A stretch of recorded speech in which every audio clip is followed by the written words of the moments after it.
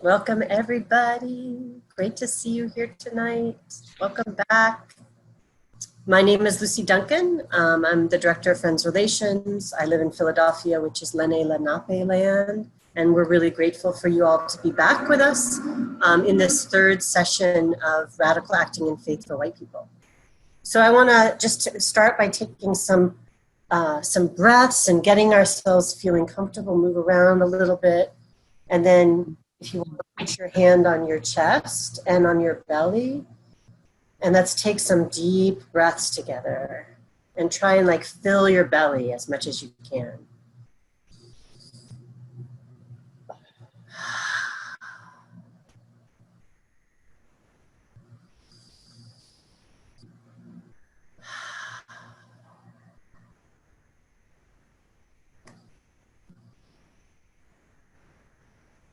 Put your feet on the floor so you feel really grounded.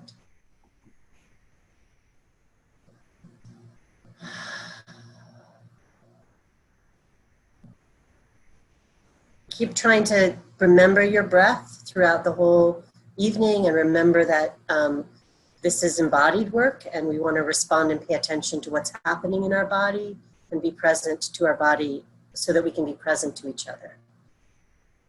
And tonight, Sharon has offered to read us an opening reading.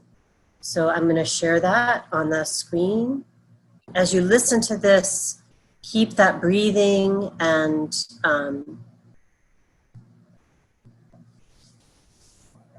keep breathing and take in the words as Sharon reads this. What are the words you do not have yet? What do you need to say? What are the tyrannies you swallow day by day and attempt to make your own until you will sicken and die of them, still in silence? Perhaps for some of you here today, I am the face of one of your fears. Because I am a woman, because I am Black, because I am myself, a Black woman warrior poet doing my work, come to ask you, are you doing yours? And of course I am afraid. You can hear it in my voice, because a transformation of silence into language and action is an act of self-revelation, and that always seems fraught with danger. But my daughter, when I told her of our topic and my difficulty with it, said, tell them about how you're never really a whole person if you remain silent, because there's always that one little piece inside of you that wants to be spoken out. And if you keep ignoring it, it gets madder and madder and hotter. And if you don't speak it out one day, it will just up and punch you in the mouth. Audre Lorde. Thank you.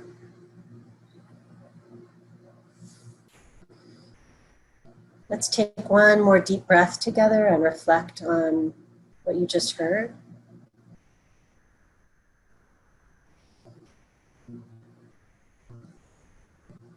And I'm going to pass it over to Mila.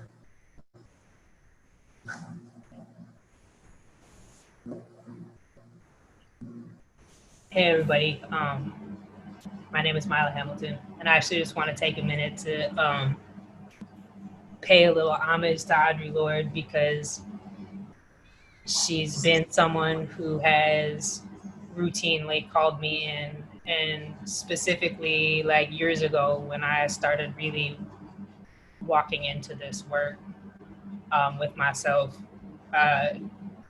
she really spoke to me in what that means to do this work.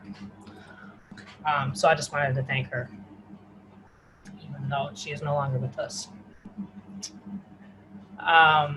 So this session is about white folks speaking up, or disrupting white supremacy in conversations with people that identify as white. And we are specifically focusing that with the intention of calling people in instead of calling people out.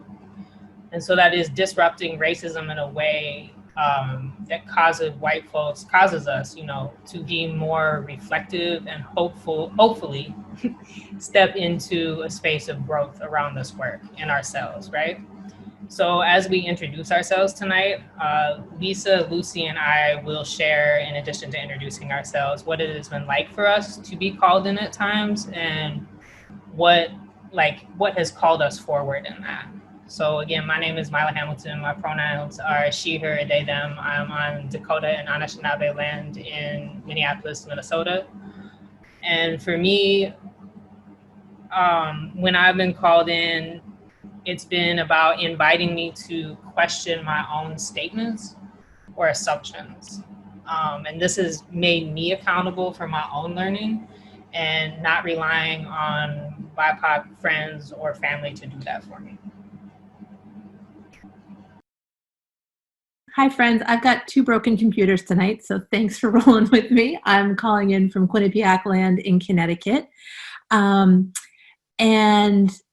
when people have cared about me enough to just be direct and straightforward with me about what it is that I have said or done that has been racist or perpetuating white supremacy, have been direct, have engaged with me, and have expected from that engagement that I can grow, that has helped me because I don't have to feel a lot of shame or guilt because the expectation is there with me to grow. And so that's a way that I have found really effective to be called in, is that when people know that that possibility for change is there and are willing to be with me in it. Hi, everybody. Lucy Duncan again.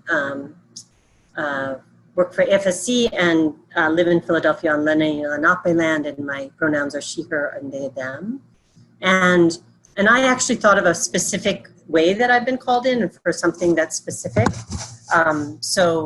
Excuse my cat is joining our webinar.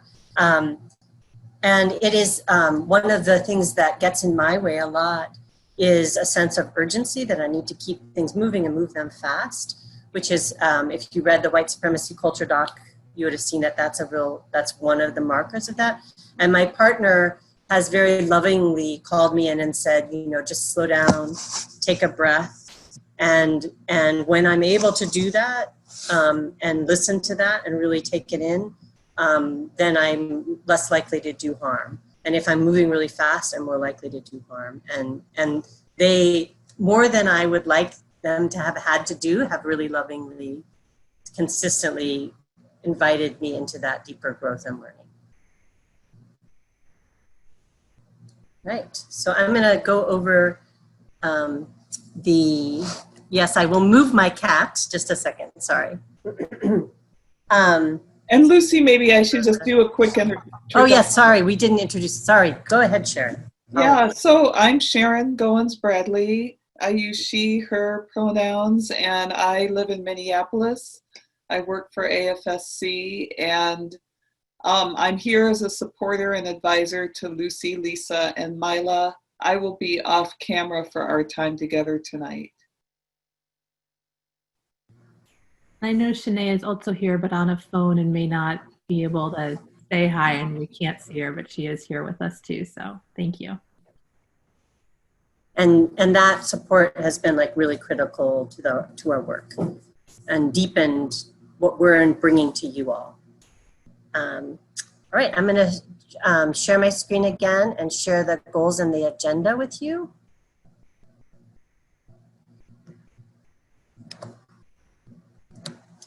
So tonight, the goals are to pay attention, so to build on what we've already been teaching you. We're going to be talking about, Lisa's going to be talking about white racial identity development and the mindsets from which we are speaking, acting, to think about that so that we can be as effective in our speaking as possible. We want to interrupt racism and white supremacy in ourselves, so identifying that. The white identity development is part of being able to know that and be able to notice that in ourselves. And to build skills in interrupting white supremacy and racism in other white people. We're going to be doing some role plays around that. And then we're going to address some of the comments that have come up from the previous time, and then leave some space, we hope, to address whatever emerges for you tonight. And then the agenda, we did welcoming centering, we did the introductions and the tech. Mila's going to do some thoughts arising from our last session and some comments that came in from that. And then Lisa's going to go over white racial identity development. We're going to talk about that a little bit. And then we're going to talk about speaking up, the principles and how to do it, and then we'll role play some scenarios, some of which you submitted tonight as pre-work, which we really appreciate. And then we'll have time for reflections and questions. Right. I'm going to turn it over to Lisa. I mean, to Mila, sorry. It's all good. I feel like we should really be turning it over to Rose, though, because she's trying for it. The cat.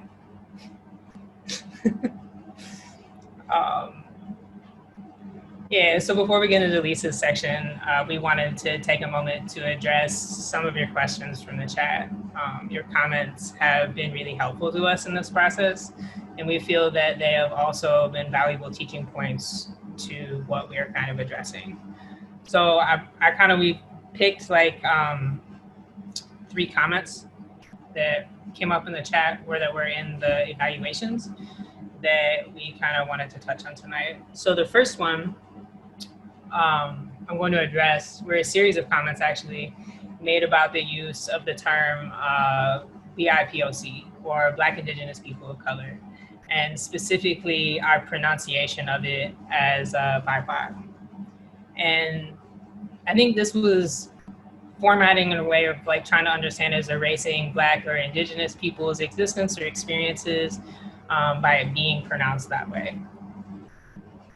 So to kind of address that, I wanted to actually take us back to the white supremacy culture document and think about how a part of white supremacy culture has a way of over-attaching to the written word, as well as an attachment to perfectionism or perceived perfectionism. And so when we see or hear something that doesn't fit our perception or understanding, our immediate response is to challenge it. So in those moments, I would invite you to take a beat and check in with yourself. You know, this is really incredibly important to do. Not getting held up on language policing, especially working in multiracial spaces and communities where folks you are working with may choose to identify or use language that will really be different from the way that you speak or pronounce things.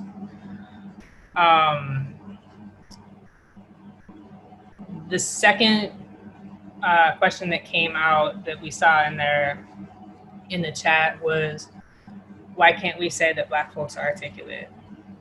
And really, because when we do this, we are centering white, Northern, upper class American English and whiteness as the standard for what it means to be educated, intelligent, and even just have humanity. And this process of centering whiteness through language has historically been a way to institutionally and systemically discriminate and oppress Black folks. The other piece in there I always hear is that you have to sound like me for me to be comfortable and willing to meet you. And then the third piece that we pulled from the chat was, what happens if we disagree with what's being said? And I really love that someone asked this actually, because for me, I just know for myself that like 99% of the time I find myself disagreeing or wanting to challenge something, it is something in me that I haven't looked at or that I'm struggling with letting go of. Like, you know, like for real. I mean, for some of us, I know it's hard to come to terms with the fact that George Washington did actually tell lies. And I say that jokingly, but really, the indoctrination of white supremacy is really deep. And letting it go is hard because it really metastasizes through our identity. And so lastly, connected to this question of disagreeing, right? It also comes back to an aspect of listening that is connected to what I feel it means to be called in. And that is that if I am really listening when Black folks are talking, or Indigenous folks, or brown folks, or folks of color are speaking to me, when they're sharing their truths, this is actually an invitation for me to change, to do differently. And that those points of disagreement and how I commit to responding to them are part of that change process. So those are kind of the 3 points that we wanted to check back in with you about. So, but thank you again for posting those in there. They've been really helpful for me around reflecting and growing. So thank you. I'm gonna slide it over to Lisa. Thanks, Mila. And if you have other questions at the end of the evening, put them in the chat, and we're hoping to find continued spaces like this to address things. As Lucy talked about in the overview, we're going to take some time this evening to talk about racial identity development for white people as a way to think about a set of tools and resources we can use when we're looking at how racism and white supremacy show up in ourselves and in other white people when we're engaging in dialogue. Everything I'm going to present, people have written PhDs on, they've written books on. I'm going to do it in 4 slides. So this is just a short little taste. There's a fair amount of academic language in it that I invite you to just not worry about. It's up there in case you want to go look it up more, but really this is about holding on to the moments that resonate. So let me do a screen share here and get my slide deck up.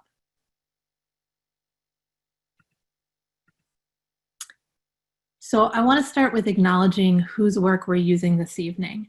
And the reason I want to do this is twofold. Is one, to always acknowledge people whose work we're doing, but also because when we talk about racial identity and particularly racial identity development, that whole area of study of psychology, of anthropology, of sociology, all of it is rooted in white supremacy. That the reason academia started writing about race was to justify the European and then the white colonization and domination of the Western Hemisphere and many parts of the world. And so almost all, if not all, of early writing about race from any sense of understanding of what's going on is from an explicitly supremacist mindset to justify supremacy, domination, colonization, and enslavement. And so when we look at any theory about how racial identity is formed, how we exist as racial beings, it's really important that we learn from people who have deep, explicit commitments to anti-racism and racial justice. And so these are not just people who study and do academic work, but they're all practitioners. They're all people who are out there doing active anti-racist work in the world. So Dr. William Cross, Dr. Joy DeGray, Rosetta Young Lee, Dr. Rita Hardiman, Dr. Janet Helms, Dr. Maria Root, Dr. Daryl Wing Su, and Dr. Beverly Daniel Tatum. Most of what we're going to be talking about tonight is from the work of Dr. Janet Helms here in the middle, but all of these other people are in conversation, are using each other's work, and are using it for the advancement of racial justice and racial healing. I also want to acknowledge that there are people on this call and accessing this webinar who have African, Indigenous, Asian, Latinx, and multiracial heritage. And if you're interested in theories of racial identity development for those parts of your identity, these people have also written about that too. So our gratitude to these anti-racist racial justice practitioners who are giving us new tools for thinking about how we can understand ourselves and what's going on here. So when we talk about racial identity development theory, it's important to know a few things before we start. So anytime we take a theory and apply it to a large group of people, it's not going to be exact, it's not going to be prescriptive, but it can be useful. The second is when we talk about stages, people often think great, how do I get to the final stage? How do I get there? How do I check my box? I am this totally woke white person, I'm done. And that's not the way it works at all. That these stages we're going to look at in a moment are cyclical, that we move back through them all the time. So it's not about how do I get to this end point, but how do I have awareness about my journey? Because the more aware I am when I get to an earlier stage or I fall back to an earlier stage and I can notice that, then I can move more quickly through the other stages to get to a place that is more whole and less damaging to Black, Indigenous people of color. And so every stage that we're going to talk about tonight, we're going to give some examples of where one of us was at that stage at some point in the last week or month. This is not about you're one and done. This is about we're constantly moving through this process. The next thing I want to say is whenever we're talking about any kind of social theory, we have to start with applying it to ourselves first for a number of reasons, which is the first one that I talked about this evening, which is white people have used social theory since we invented it as a tool of domination and subjugation of other peoples. And so if we're not willing to put a theory on ourselves, that's a problem right there. Also, I find when I apply a theory to myself, I have a lot of feelings about it and what it brings up. And that's really useful for remembering where a theory is useful, but not the be all end all. And then finally, when I can apply it for myself, then I'm looking at myself as the first place where change needs to happen. So even though this evening we're talking about how do we as white people engage with other people, other white people effectively in conversations, I've always got to start with myself. And that's also why during the introduction, we each gave an example of how we can best be called in, because all of us can already access that information. Those moments when we're like, something's wrong, but I don't know what to say. When those moments I said, what would I want to hear? I may not get the perfect thing, but I get something useful.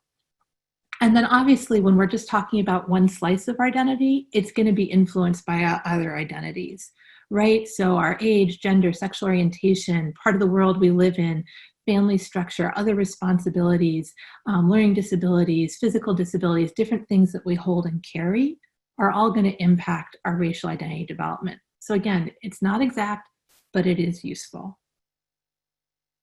So now I'm going to talk through some of the different stages of white racial identity development.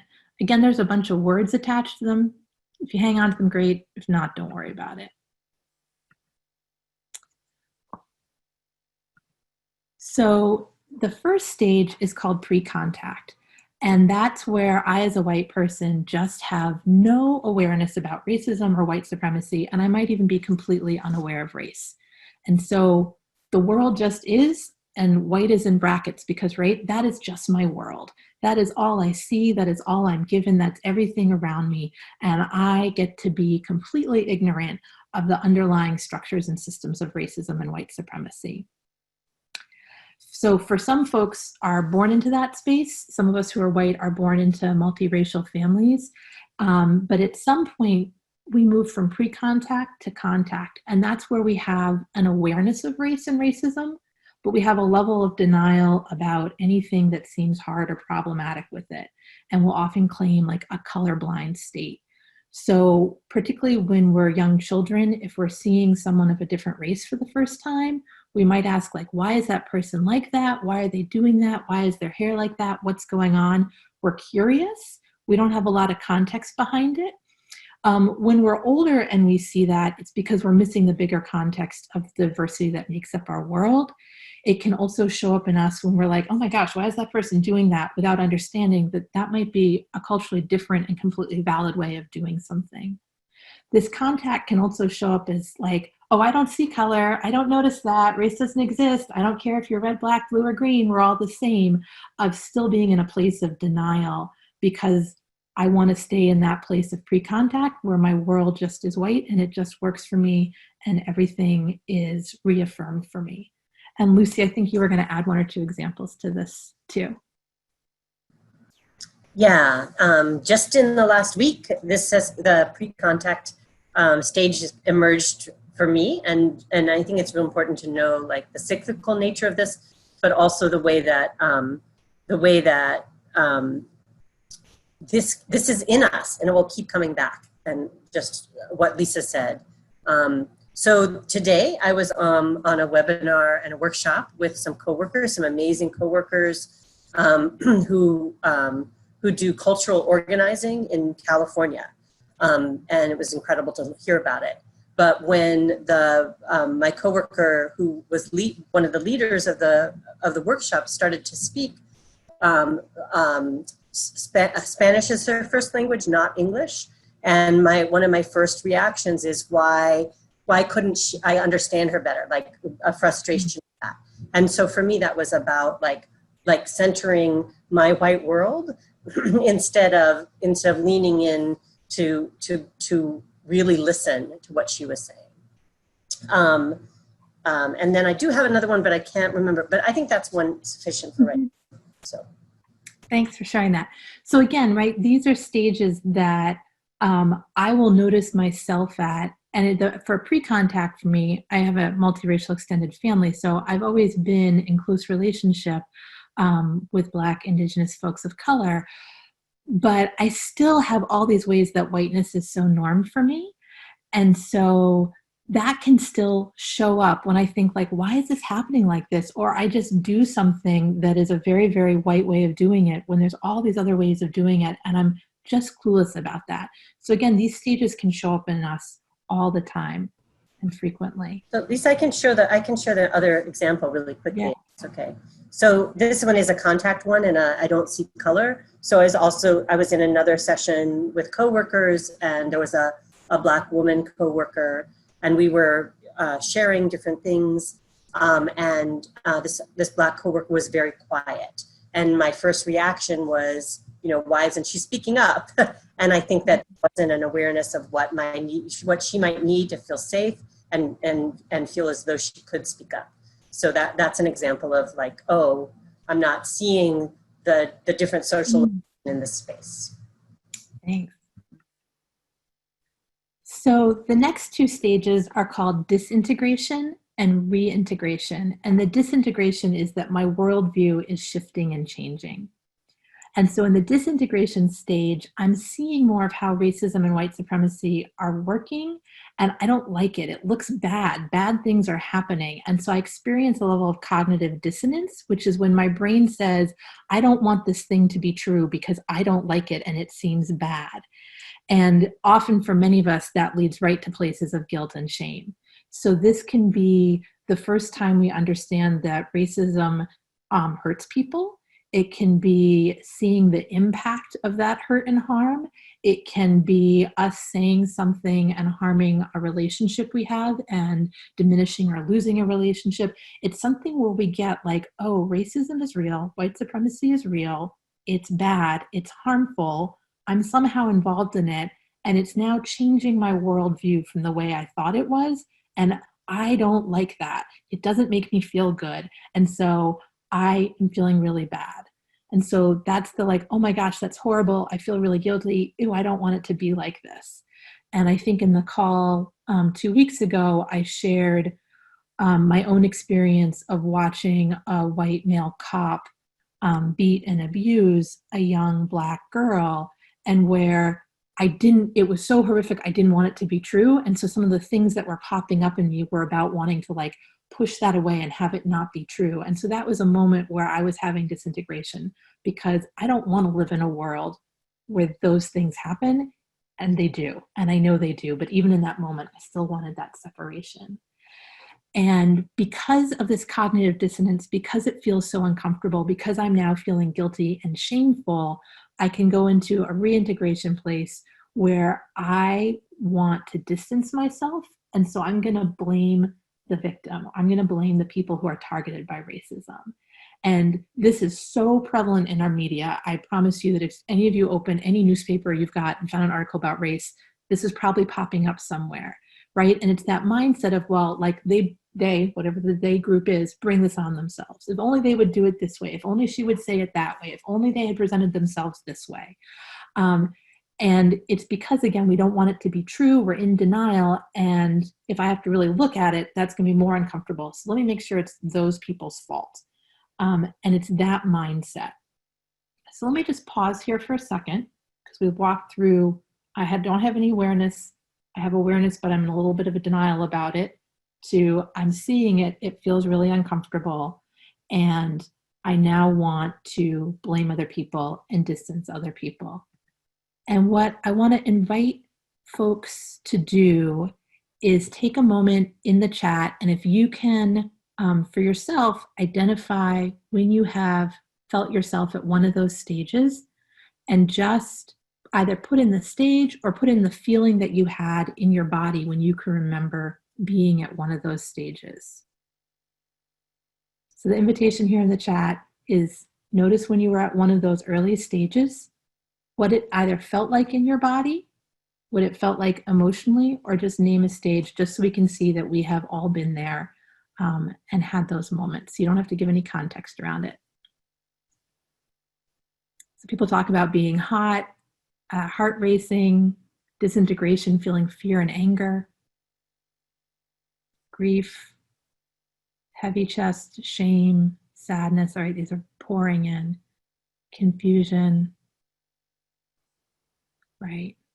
Things that are hard, that are tight, puzzling, embarrassed, angry, sometimes curiosity. Right, thank you. So there's lots here.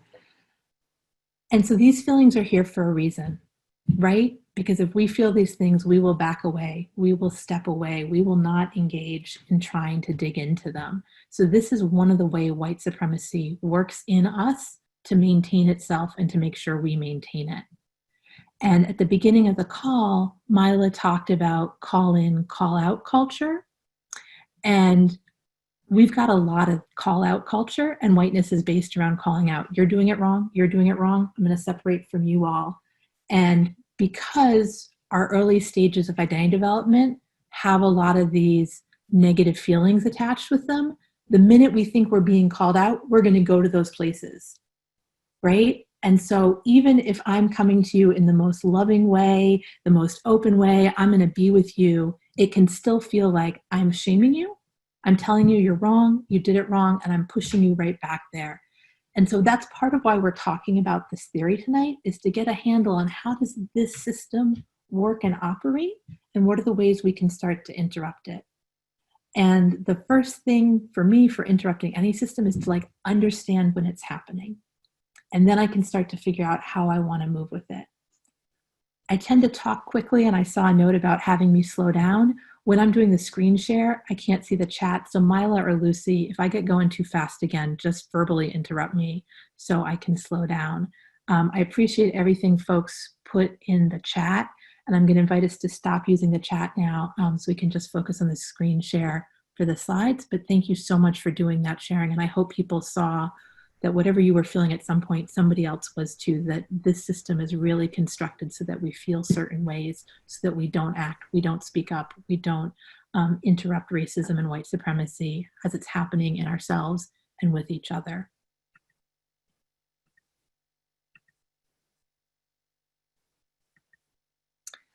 So the next stage is called pseudo-independence, or sort of false independence. And that's where we're able to see racism and white supremacy much more clearly, but we still see it as outside ourselves.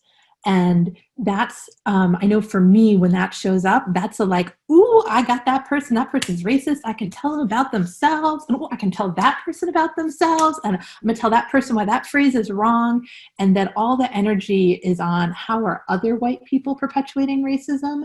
And at that stage, we're not really able to look at ourselves critically as part of the system.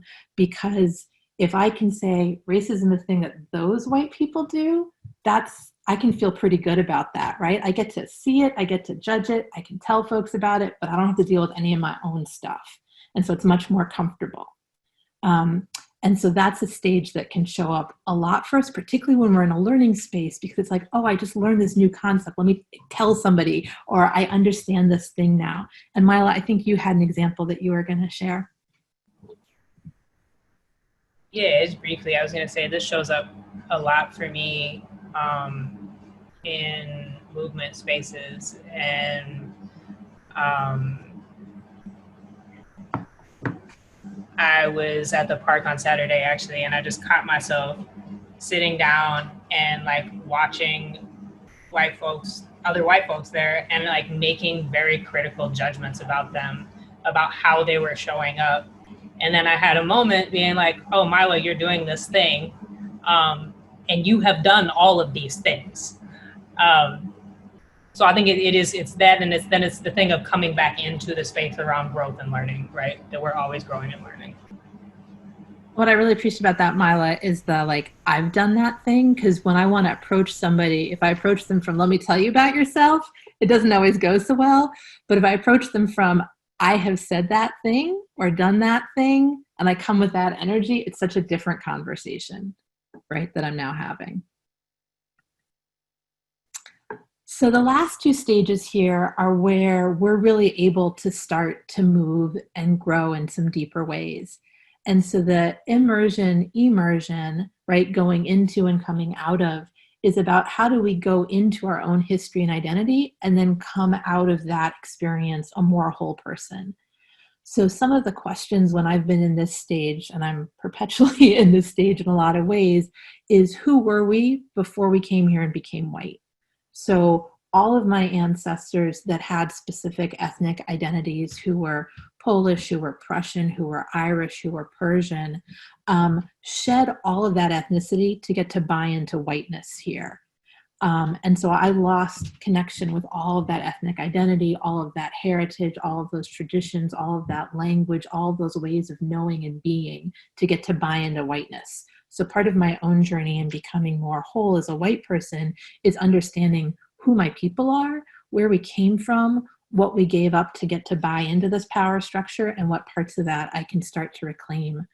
Another big piece of this stage is what is my part, what is our part in maintaining white supremacy and racism, right? Because I can't start to take it apart until I know what it is we're actually doing. And so this, for me, I think is going to be a lifelong question that I'm answering, as every time I learn some new piece of how I am complicit in maintaining racism and white supremacy, I'm like, oh, and there's more. Oh, and there's more. Oh, and there's more, right? And it keeps going. And sometimes that process sends me back to that earlier stage of a lot of guilt and shame. And I now know what that feels like. I know what the things that tend to trigger me. And so now when I get to that place, I'm like, cool, I got to go find some white people. I got to talk about why I'm feeling guilty and shameful until I'm not feeling that anymore, so that I can get back into a place of moving, not out of guilt, not out of shame, but out of seeking wholeness, out of seeking justice, out of seeking healing. And that kind of leads to the next stage, which is autonomy, which I have now a positive sense of myself as a white person who can work for racial justice with other people. And for me, one of the ways that shows up is like, what do I need to look at directly in myself to keep on this journey? How can I keep working with others for justice and healing? And when those moments of shame and guilt come up, when I have been called out or called in, if I'm in this stage, I can be like, yes, I have done harm. Let me apologize. Let me do work to do healing. And then let me go and figure out what it is I need to unlearn or relearn so that I don't do that thing again. And I'll share that this past fall, I was leading a 5-day intensive racial justice workshop with a multiracial group of facilitators. And I was leading a part of that workshop that I have led many, many times before. And I both wasn't picking up on the vibe in the group, some things had changed, and I did tremendous damage in leading that part of the workshop. I really harmed about 2/3 of the workshop, and participants had no qualms letting me know. And because I was grounded, because I was committed to being in that space, I could stand in that space of being really called out, being really put on the spot to hear about all the harm that I had done. And then I could sit in and be with people to start to do the repair work, which took months. Like, it was that big a thing that it took time. And I had these moments of wanting to just say, like, no, I've done this before. It's fine. It's okay, right? Because I had these guilt and shame feelings coming up. But because I know how that stuff moves in me, I know the ways that I like to duck out and hide. I could feel that come up. I could acknowledge it.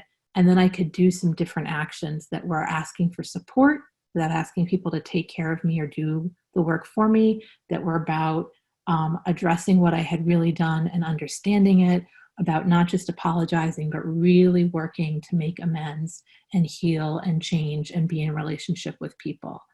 And so in the span of that one day of that workshop, I moved through all of these stages, right?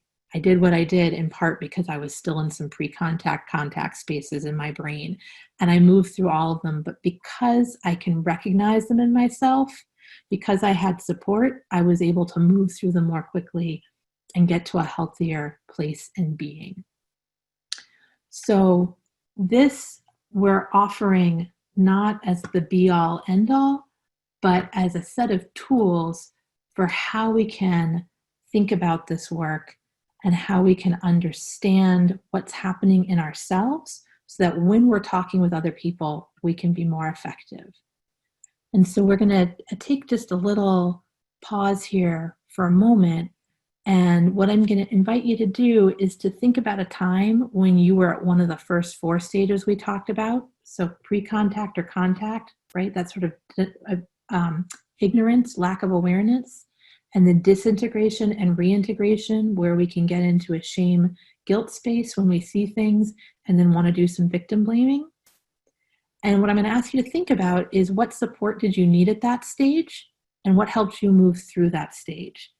And if you can, the invitation is to access a time when you were at one of those stages, like in the last week or month. Maybe you need to go further back in time, but if you can access something closer to now, that's helpful. If you're somebody who's watching this at home with someone else, like turn and talk. If you're a journaler, journal. If you want to put some things in the chat, you can do that. We're also going to put in about a 4-minute break here. So we'll come back at 8:49. So if you want to journal, if you want to stretch, if you want to talk with folks. But just before we go off on break, Mila or Lucy, do you want to add anything to this piece? I'm good. No, I think it's great. And I think really, for me, a challenge is not wanting to just think about me 5 years ago, but really challenging to think about the last day or the last week really helps me in sort of gaining compassion and understanding of how it's cyclical. Yeah. So I'm going to leave this up on the screen. So if you want to see the questions, you've got the questions. I think Lucy was able to email the slide deck to folks ahead of time if you want to go back and look at things. And we'll regather and start back up again at, let's just say 8:50. We'll make it a round number. So you've got Lisa, Bonnie has asked us to repeat the 4 stages. So maybe you can put those in the chat. That would be great. Great. I can also, I'll put them in the chat. That's a great idea. Or actually, Lucy, can you put them in the chat? Because I'm on screen share and I'm having a hard time with that. Great. So we'll see you all back at 8:50. Hi, welcome back. We're going to keep going here. And so we just spent some time talking a little bit about theories of racial identity development. And I want to talk a little bit about how we can apply them to ourselves. So some of the questions that I first think about is when anything is going on, and I need to be talking about race, is where am I right now? What's going on in my system? Have I been triggered in a way that I'm at an earlier stage? Am I in a more grounded, aware space and I'm at a later stage? Wherever I am, what's the information, support, or wisdom that I need? And then what am I noticing in myself? What am I noticing in my body? What am I noticing in my mind? And when I say my body, I mean my physical feelings, my emotional self, like what's happening. And in my mind, what's kind of the loop that's running or the narrative. And so that can be like, ooh, are people watching me do this? I almost always make a mistake when I'm concerned about how people are viewing me or watching me or perceiving me, right? Because now I'm being performative versus being authentic. If my body is really, really anxious and jittery, I know that means I need to stop before I say anything, take a breath, get a little bit more grounded, probably slow down, pay attention to what the anxiety is or what the energy is. With other people, where do I hear the person in front of me speaking from? Is it from a place of ignorance? Is it from a place of malice? Is it from a place of denial? Is it from a place of resistance? What's going on there? What do I think is going on there? And then what do I think they need?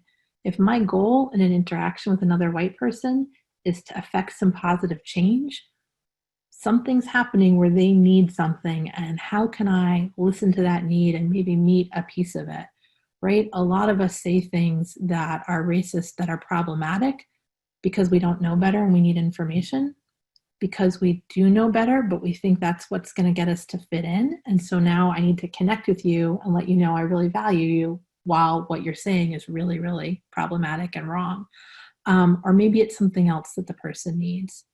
And then in Quakers, we talk a lot about speaking to someone's condition. And I think about, how can I speak to someone's condition? So if I'm hearing somebody is lacking a lot of information, that's really different than if I hear somebody being in a lot of denial. How I'm going to approach those two people is going to be different. If you don't have information, let me give you some information. If you're in some deep denial, like, what's pushing that denial? And how can I maybe meet you in whatever that emotional space is and be with you about peeling back that denial to looking at what's hard that they want to be denying. And we're going to do some examples of this in a few moments. And then always, what's the truth that needs to be spoken, right? Racism is a lie. White supremacy is a lie. What's the truth that needs to be spoken? And even if I do that imperfectly, even if it doesn't seem like it has impact, even if my words are not very clear, even if I don't feel great about it, what is the truth that needs to get spoken? So we're going to talk now about speaking up, and then we're going to do some role plays where we're going to practice this. We want to talk about speaking up in two different contexts. So the first is when the person or people who are being targeted are present. So the first concern there that I have is not my own safety, but it's the Black, Indigenous, people of color safety. Because sometimes me talking up makes it a better space, and sometimes it puts people at risk. So in our class 2 weeks ago, I gave an example of walking down the street one morning in my neighborhood and seeing a white man come up and really rudely tap on the shoulder and kind of push by these two Black men before walking on. And I went over and I asked them if I could intervene and talk to this white guy, and they said no. And the reason I asked them was that that's a safety moment, that in my neighborhood, I know where the cops hang out a block up the street. We were all going to end up at the same stoplight in a moment, standing on the sidewalk. And if I started talking to this white guy and he got angry, the potential that he would turn to the two Black men and try to engage them to prove that I was wrong was pretty high. And so now I don't know what that scene is going to look like to other people. I didn't necessarily want to get them involved if they didn't want to be involved. I know there's cops a block away, and when white people get angry and there's Black folks around, people get hurt, and it's Black folks who get hurt. And so when we speak up, if the person being targeted is present, we want to check, not think about our own safety first, but think about, is what I'm about to do going to increase risk or increase safety? One of the other examples we looked at last week that Dr. Joy DeGray shared about being at the checkout counter. She's a Black woman. Her sister-in-law is multiracial, but gets read as white. They had a relationship there. So her sister-in-law was really clear and able to read that situation. If that was me in the grocery store, probably not going to become a super unsafe situation. But again, that's where I might want to check with Dr. DeGray and say, can I say something here? Or I noticed she asked you for ID and not me. Is it okay if I say something here? Because I want to get permission and consent. Maybe she's totally cool to handle this by herself. Maybe she doesn't know me from anybody and doesn't trust me. Maybe she's really psyched that this white woman is stepping in. I don't know, and I don't know until I ask. And then I want to think about what's supportive versus performative. And so that's reading cues from the other people who are present, who are being targeted. That's paying attention to what is being implicitly or explicitly asked for. And that is taking direction from the other folks who are present, who are being targeted. And constantly like checking in, is this okay? Can I say that? How about we go over here and have this conversation? Because I have to prioritize other people's safety and their consent. If the folks being targeted are not present, right? So I'm in a space of all white people and somebody's saying something racist or really supremacist. One of the first things I want to think about is, what's my goal? Is my goal to just set a boundary and say, that is not okay here? You can never use the N-word as a white person around me ever?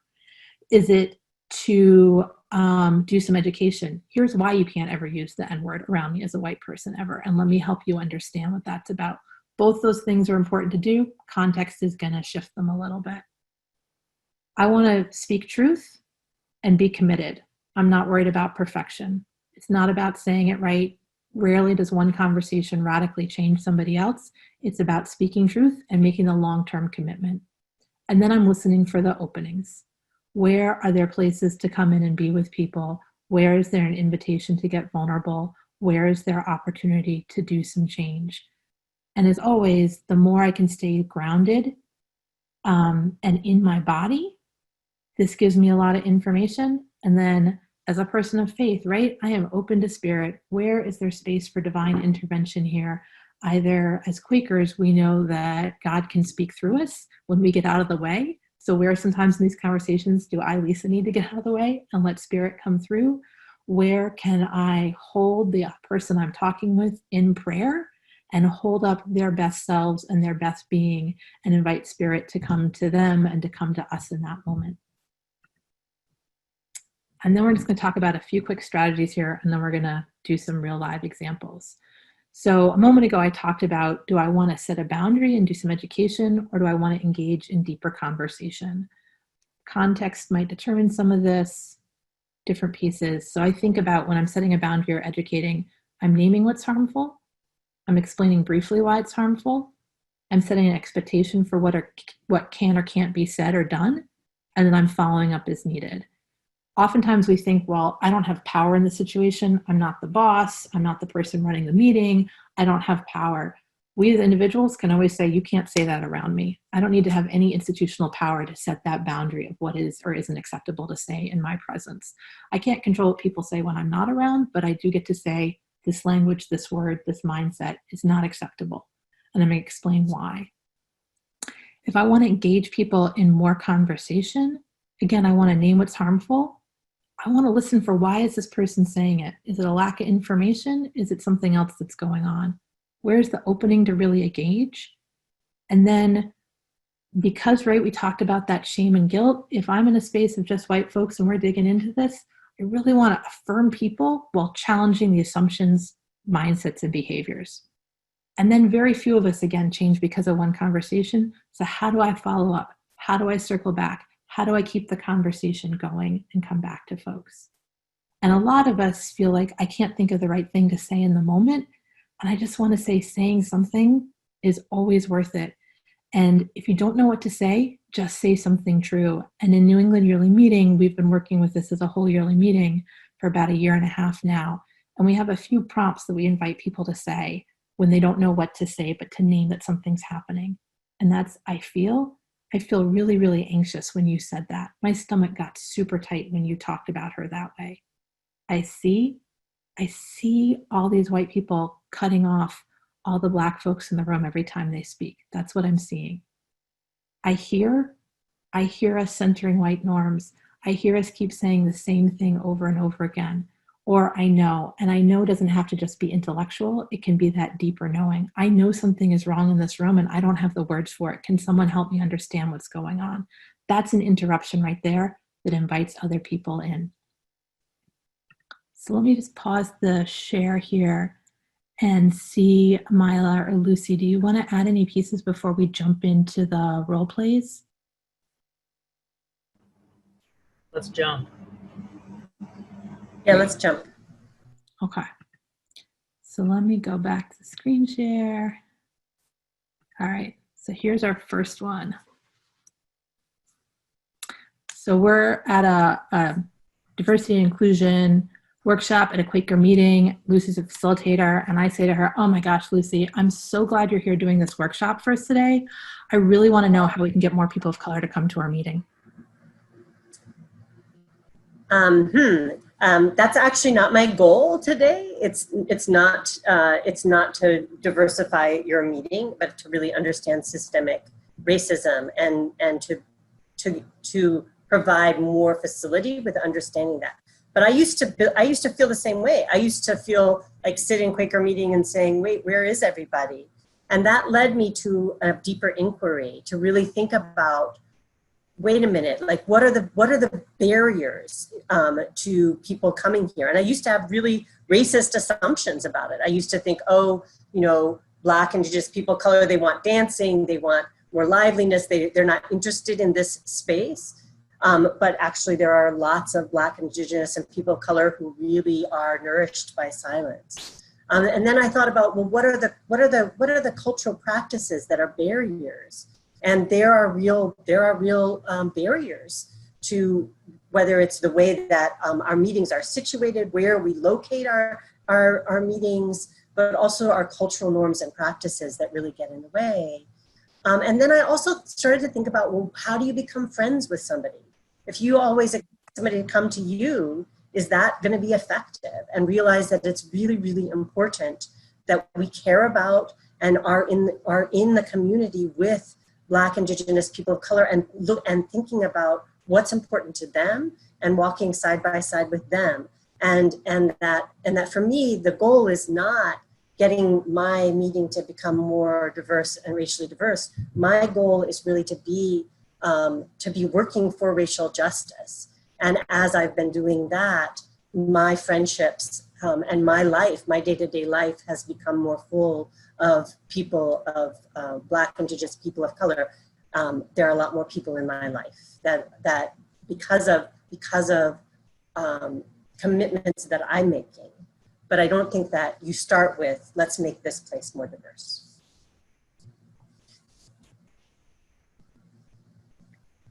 Let me just check in with my co-facilitator. Do we want to do any debrief, or because of time, just keep moving on to the other ones? Let's do a short debrief if you don't. Great. So we want to invite folks to, sorry, my computer's having issues tonight. Invite folks to notice one or two things that you thought Lucy did that worked well in that response. If you just want to like name one or two things that Lucy did, you could put those in the chat.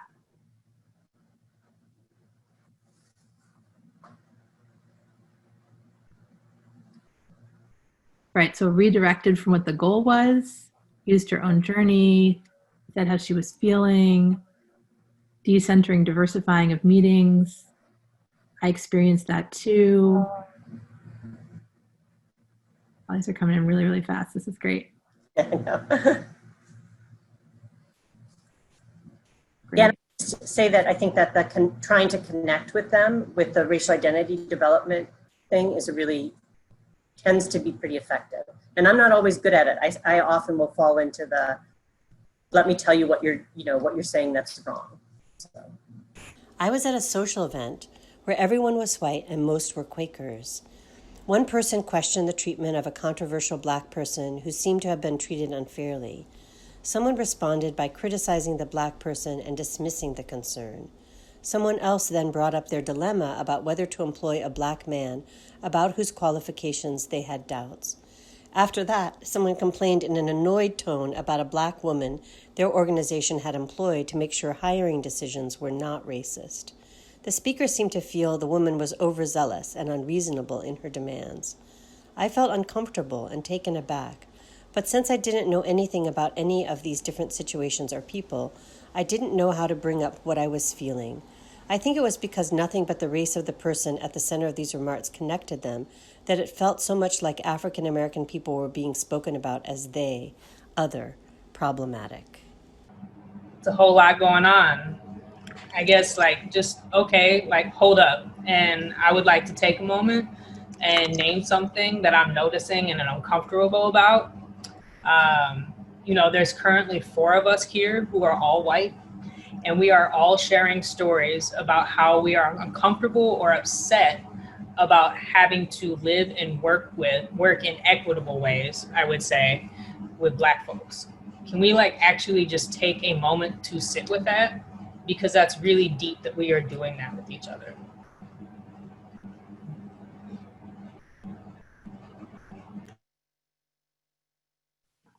So do people want to identify some things in what Mila just said that seem effective, clear?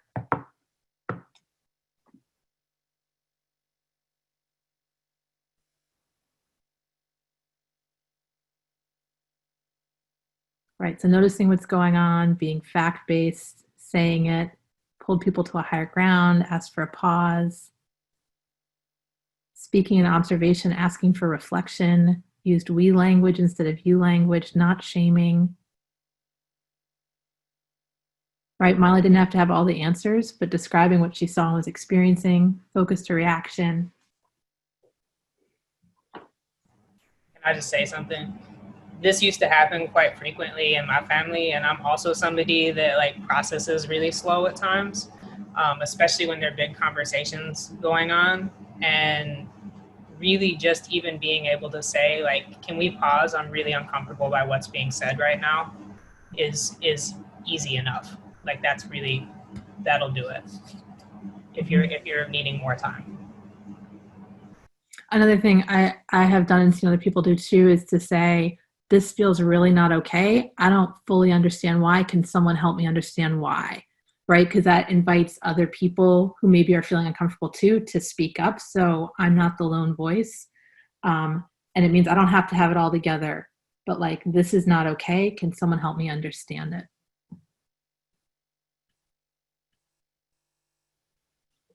All right, let's go to another one.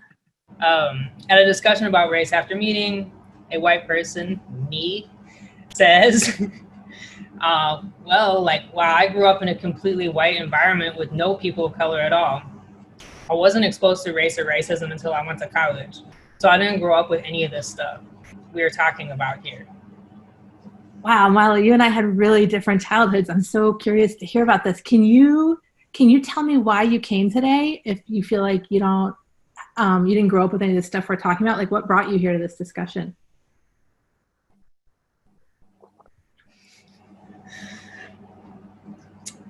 I guess I wanted to know more about what I don't know. Mm-hmm. Mm-hmm. And so in the town you grew up in, you said there's no people of color. Did anyone ever talk with you about like what it meant that you were white or that your town was all white? No, we just talked about being American. Mm-hmm. And if is it cool if I ask you a bunch more questions? Because I'm really curious about this. Yeah. So if I met you as like 9 or 10-year-old self and I said, like, what do you think it means to be white, or what do you think it means to be Black? Like, what information do you think you would have had about either of those things as a 10-year-old? I think as a 10-year-old, I wouldn't know what white was. I think I really just thought of myself as being American. Mm-hmm.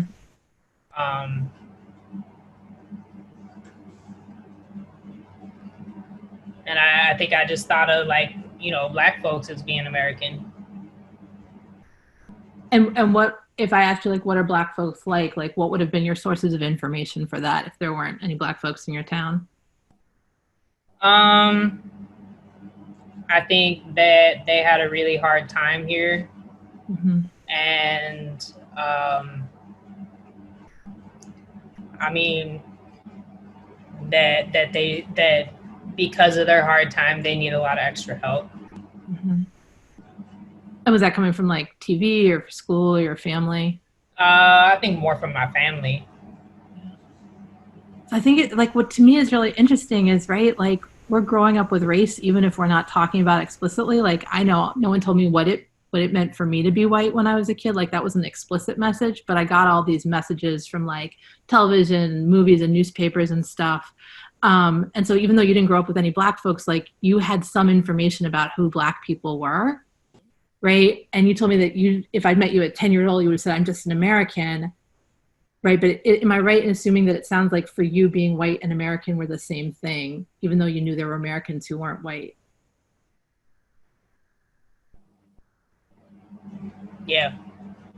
Yeah. So it sounds like you did grow up with some sense of race, right? And you said like that you knew Black folks had it really hard. So maybe you didn't have like racism as a kid, but it sounds like you had some of that awareness, but it sounds like people weren't talking about it a lot with you, that it was kind of around the edges you were picking up pieces.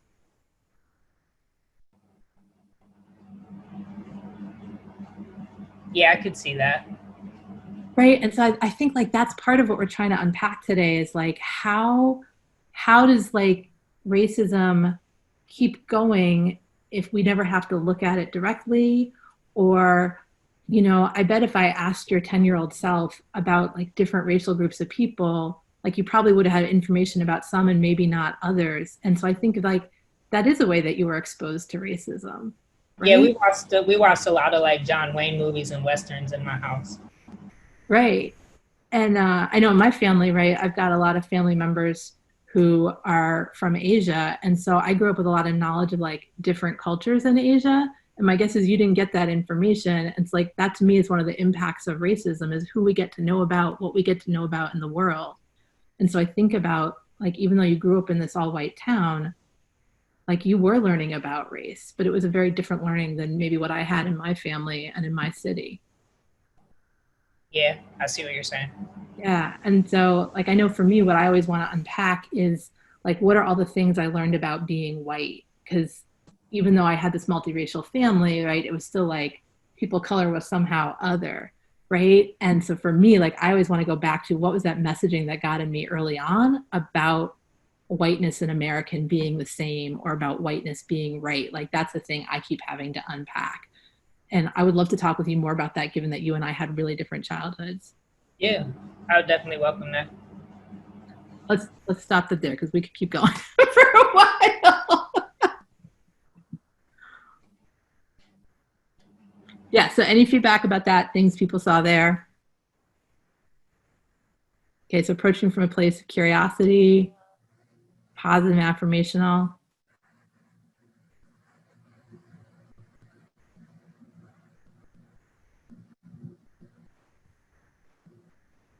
The questions.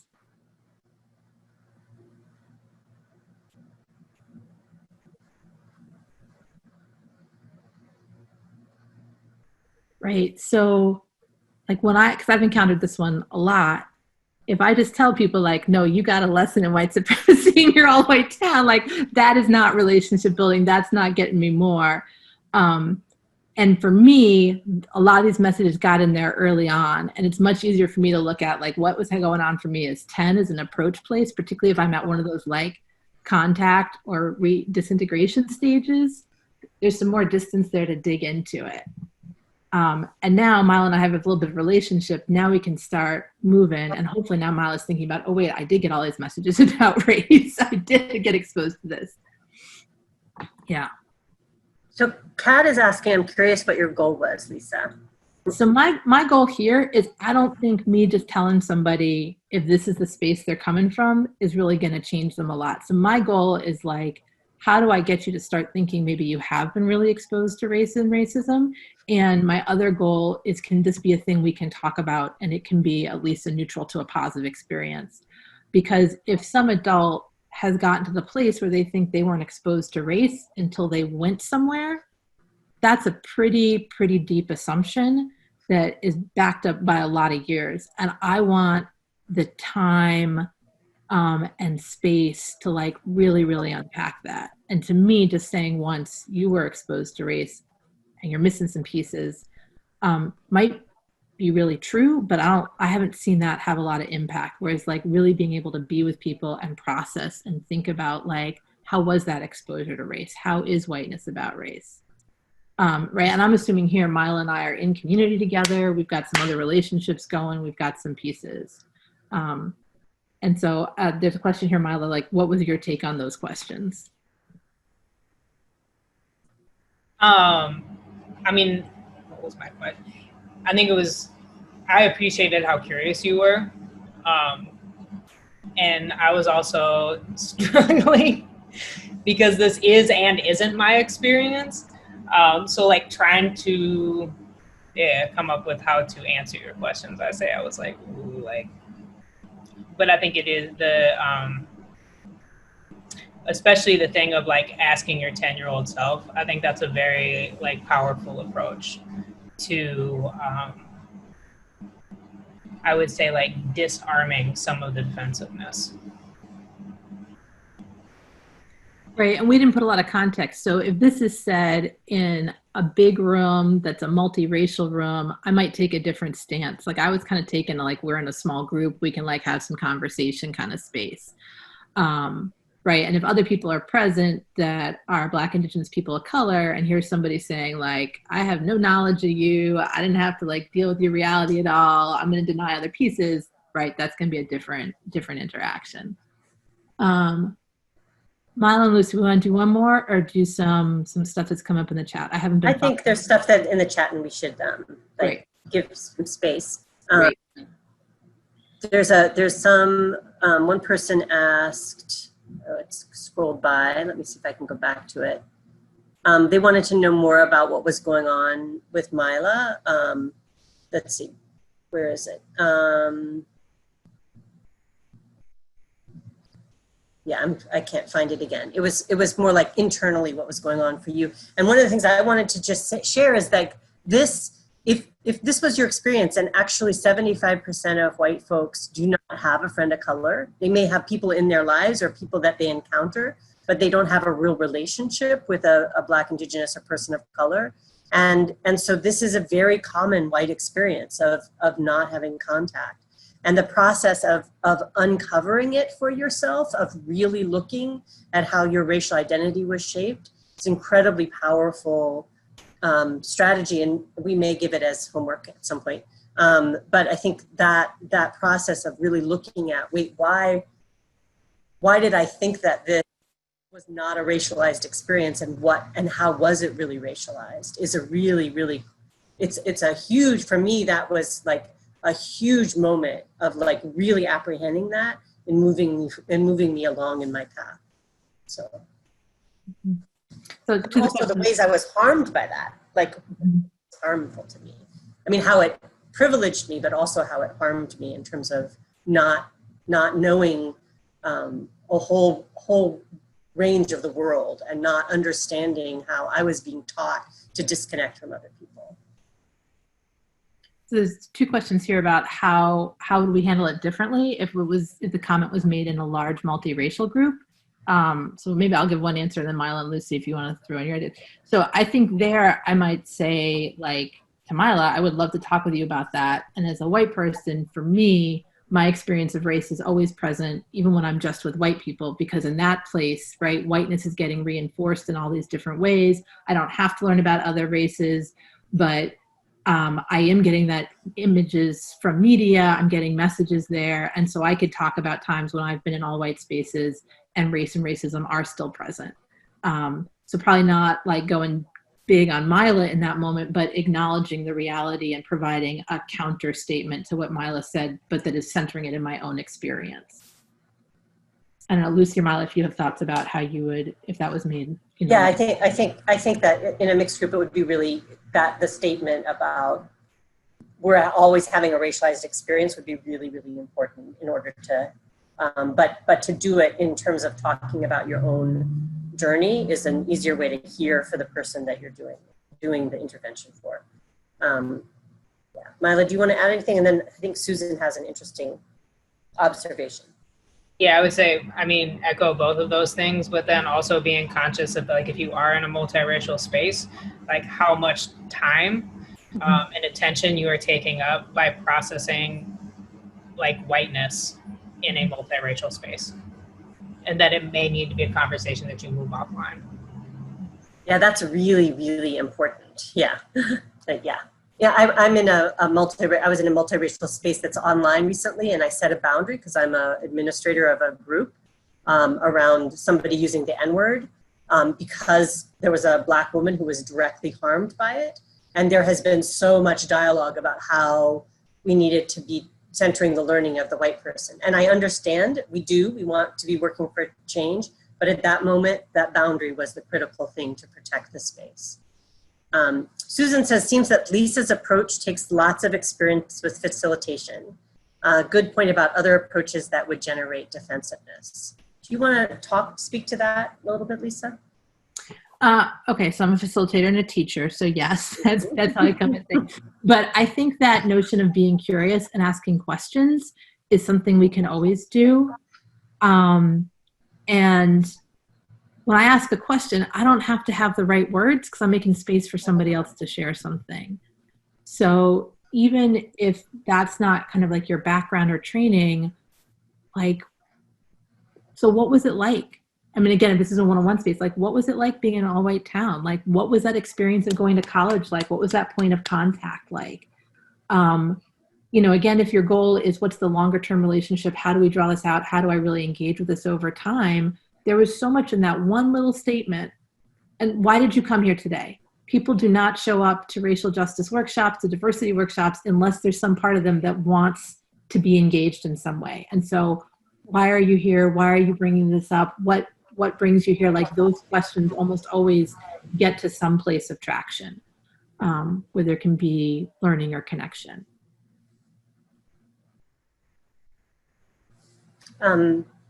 Anne says, in white spaces with these topics, I observe experience that it helps to have a partner with you to work together on these topics while others are not there yet on recognizing whiteness. Yeah, always helpful to have somebody else working with you. I mean, obviously, you know, Lisa, Mila, and I are here doing this together, right? So yes, it's always helpful if you can. But I also want to encourage, if you're alone and you're the only person that like what Lisa said earlier about, like, even if you're saying that made me uncomfortable, making space for other people to make a different choice in terms of when something like this is said, other white people that may not be your so-called partner. It's also, you're not only calling in the direct person that you're talking to, but you're calling in the group as well. One of the things we're going to invite you to do in the small groups next week is we're going to send you a whole bunch more scenarios and actually just role play them. Like, just do them, just practice, see what your natural way of doing things and engaging with people is, see what other people's are, lift up things that seem to be working. If you do one and it like does not work at all, try something different. We are not taught how to interrupt each other as white people around racism. We're taught explicitly to not do that, to keep the system in place. And so we really need to practice with each other about how to do that. Yeah, and somebody just put, like, have somebody react defensively. Yeah, do that, right? We have all been defensive. Like, don't be your uncle, be yourself in that moment. Like, channel that moment when I have been defensive. There's Deborah writes, several years ago, I was perusing a clothing catalog that I received. It was the first time I noticed that all the models were white. I spent a long time on a customer service phone call asking why that was. Good for you. And that the way this operates at the level of how we see. And so when you start to see differently and notice more differently, it's a really important journey to, I mean, you'll begin to notice it everywhere, but I think that's a really wonderful, like, specific example. We should probably preview the homework and close it because of time. Somebody said, what was the observation Sharon had? I don't know. I'm not sure.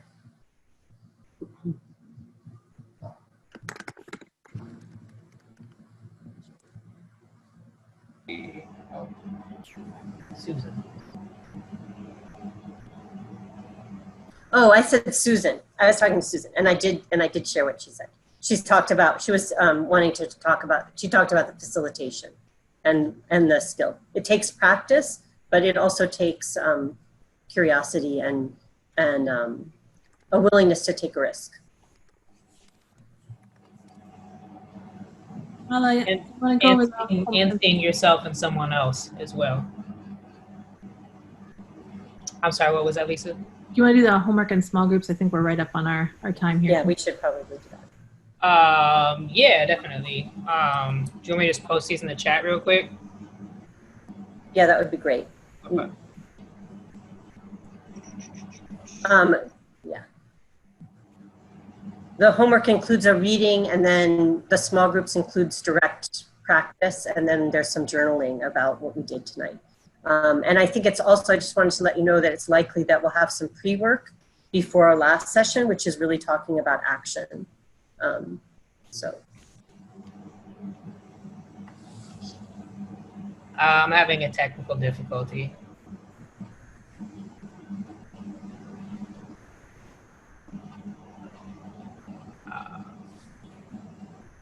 So Brian says, well, while she's putting it in there, the workshop could be strengthened by having a mix of white and non-white leaders. Lisa, you want to speak to that? You asking me? Yeah, if you want to speak to it, I can too, but.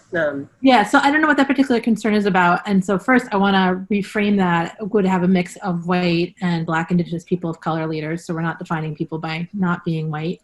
And I think there's a lot of spaces where that's really valuable. This particular course came out of two staff from American Friends Service Committee who are BIPOC identified, who specifically wanted white people to be doing work with other white people. And so that is the call that we're answering and addressing. And I think, to me, most of what we're covering in this course is stuff that white people need to be doing with each other so that when we show up, with Black, Indigenous, Asian, Latinx, multiracial communities, we're showing up more prepared and more able to really listen, to manage our own stuff, to be with other white people in that space in a way that is going to be supportive of what leadership that is coming from Black, Indigenous, Asian, Latinx, and multiracial communities wants. So that's why this course was designed.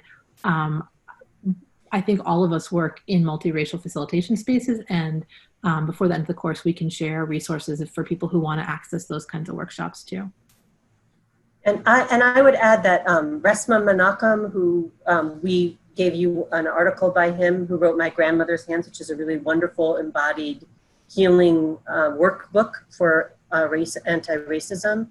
Really, he says that he wants people to work separately at first, especially when you're beginning the work, because of the way that there can be damage in multiracial spaces. I mean, very skilled facilitators can really limit that and make sure that that's not as much the experience. But I think it's really, I think that like, we really do need to do our work with each other too. And I think that that's part of why Shanae and Sharon asked us to do this. And that's also why we agreed. So I think I can put the homework in the chat. I think I can. Let's see. Sorry about that. Yeah, everything is, here we go. Oops. I'll try. And does somebody want to do a little bit of, well, let me try this one more time. You will get this all on Monday. Here we go. I think it's going. So here is the homework. So we want you to read this Root article about speaking up. And then we want you to move through your week. Notice when you find yourself, do you want to, when you find yourself, oh, Mila, do you want to do it? Because this is I've been speaking a lot.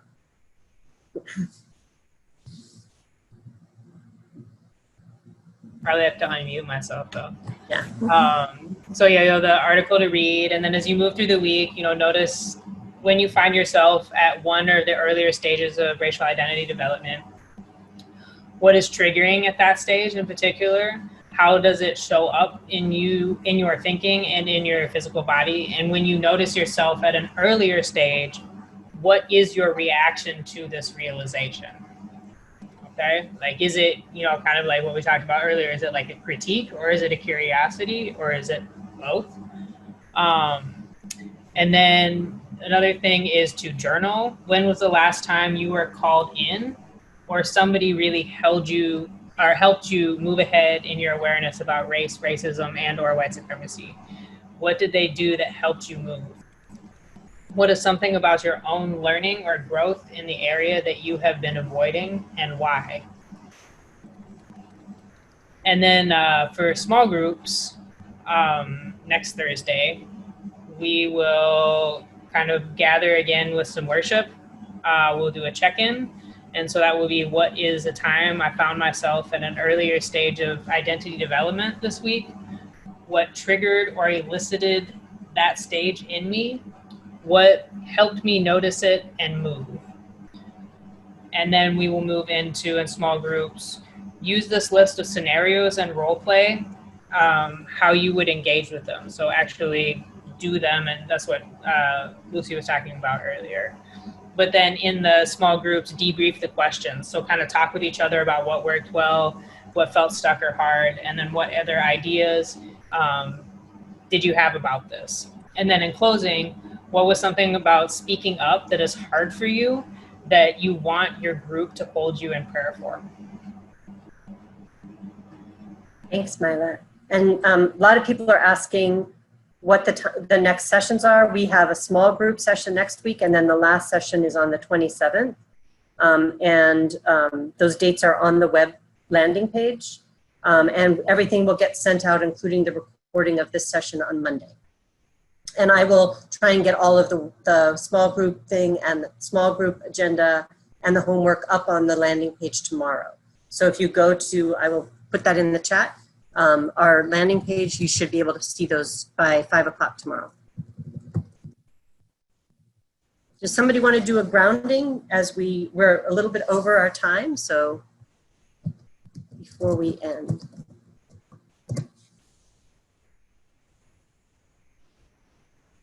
Let's just breathe together one more time.